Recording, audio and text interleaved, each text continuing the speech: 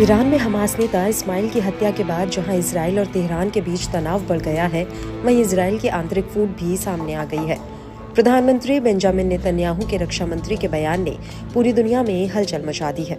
Israel के प्रधानमंत्री Benjamin Netanyahu और उनके रक्षा मंत्री योआव गैलेंट के बीच सोमवार को एक तीखी नोकझोंक हुई। इस घटना ने इजराइल सरकार के भीतर गहरे आंतरिक विभाजन को उजागर कर दिया है। गाजा में चल रहे युद्ध के कारण ये तनाव और बढ़ गया है, क्योंकि इस संघर्ष के एक बड़े क्षेत्रीय युद्ध में बदल जाने का खतरा है। इस विवाद की शुरुआत तब हुई जब इजराइल की मीडिया में ये खबर आई कि रक्षा मंत्री गैलेंट ने गाजा में इस्लामवादी आंदोलन हमास के खिलाफ प्रधानमंत्री नेतन्याहू की पूर्ण विजय की योजना को बकवास बता दिया। इसके बाद प्रधानमंत्री कार्यालय ने गैलेंट की इस टिप्पणी की कड़ी आलोचना करते हुए एक बयान जारी किया। बयान में कहा गया कि जब गैलेंट इजराइल विरोधी बयान देता है तो वह बंधकों की रिहाई के समझौते तक पहुंचने की संभावनाओं को नुकसान पहुंचाता है। इजराइल सरकार का युद्ध लक्ष्य पूर्ण विजय है, जिसे हमास का सफाया और 7 अक्टूबर को हमास के आतंकियों द्वारा पकड़े गए बंधकों की रिहाई शामिल है। ये लक्ष्य प्रधानमंत्री नेतन्याहू और सुरक्षा कैबिनेट का स्पष्ट निर्देश है और इसे गैलेंट सहित सभी को मानना होगा। गैलेंट बंधक समझौते पर पहुंचने की संभावनाओं को नुकसान पहुंचा रहे हैं। ये घटनाक्रम ऐसे समय में हो रहा है जब इजराइल गाजा के अलावा अनेक क्षेत्रों जैसे कि ईरान और लेबनान के हिजबुल्लाह आंदोलन से संभावित हमलों के लिए भी तैयार हो रहा है।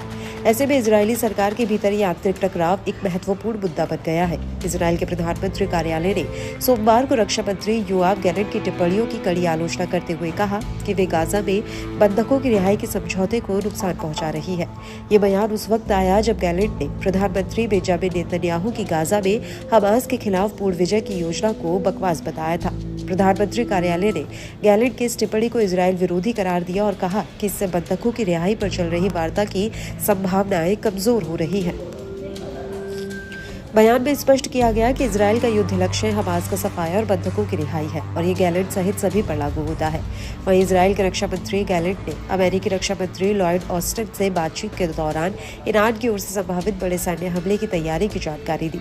इसके जवाब में अमेरिका ने अपनी मिसाइल पनडुब्बी और विमान वाहक पोत को पश्चिम एशिया में भेजने का आदेश दिया है, जिससे क्षेत्र में तनाव बढ़ गया है। फ्रांस, जर्मनी और ब्रिटेन ने सोमवार को एक संयुक्त बयान जारी कर गाजा में युद्ध विराम और हमास द्वारा बंधकों की रिहाई के लिए नए प्रयासों का समर्थन किया है।